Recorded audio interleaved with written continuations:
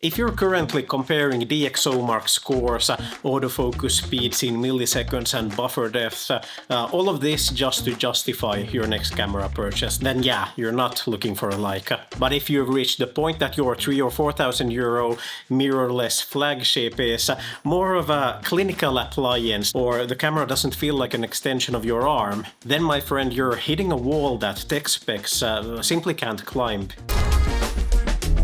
Now, the first thing of realization is that you've understood that technical specifications of the image isn't everything. You've looked at old historical portraits and understand that the story, the meaning of the photo is so much more than whether it's super sharp or whatever the dynamic range is of the camera that took that photo. And an easy indicator for this is that if you're doing freelance work, are you hired just to document the situation because you have gear that can get technically good photos, or are you hired because you're having an artistic eye that you're somehow interpreting the situation and you're adding your own touch to it? Second thing is you value the process of photography and also that you have time for it. Now, here lies in that a Leica Q2 isn't a camera I would ever take to take photos of a basketball match competition in case you want to have those photos for a newsletter, because they most likely would be blurry, out of focus, the reach wouldn't be there, and so on. You get what I mean. However, if you're there to take the artistic portrait of the models or the athletes, that you get to set up the studio lights or whatever, or then you're taking artistic portraits somewhere out there, then yes. Point number 3 is where I recognize myself, is that you're having a whole bunch of over-capable gear, but stuff that you actually don't use.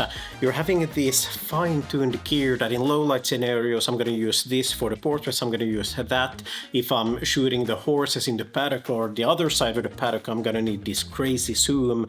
And then if I'm going to go for an artistic, I'm going to pick up the Helios and so on. And here my past from the high-stake environments ties in, because it doesn't matter how many tools you have out there unless you are the very master of using said tool. And with some gear that might be technically a tiny bit more limiting for you, might actually allow you to master the tool better, know how to use it, how to work around it, and at the end of the day help you get better results. The Leica, more often than not, is a tool that you know it and it almost feels like the Leica knows you. Point 4 is about the mechanical feeling of a Leica. Now, modern Sonys, Canon and so on, they have this very synthetic feeling to them when you're handling them. Now, whether camera is made out of magnesium alloy or brass, such as some of the M series, it doesn't translate into the actual images you snap on the camera, but what it translates is to you feeling it. And at least I've been personally in situations that I have to turn down or cancel something because I'm not pumped for it, I don't feel it in that situation. Whilst the tactile feedback of a camera that aligns with your feeling might get you a bit more pumped or hyped up. This is still just personal preference. Point number 5 is that you've been experimenting and fidgeting around with different camera brands and models, and you're finally ready to settle down with one single forever tool. And I know, yes, that Leicas are expensive, but they are also very well built, they're durable, and most likely any Leica that you're going to be getting, except the Deluxe series, is a Leica that's going to be able to withstand all eternity with you. And then up next, my 3 brutal honest opinions on if you fall into any of these 3 categories, the Leica isn't the correct tool for your job. The first was already mentioned briefly in the intro. In case you're justifying your next camera purchase based on DxO Mark scores, you know the buffer depths of the photos, or then you can name every single processor that's within those camera bodies and you'll know them by heart, then yeah, most likely Leicas aren't the like forerunners of technical innovation or so on.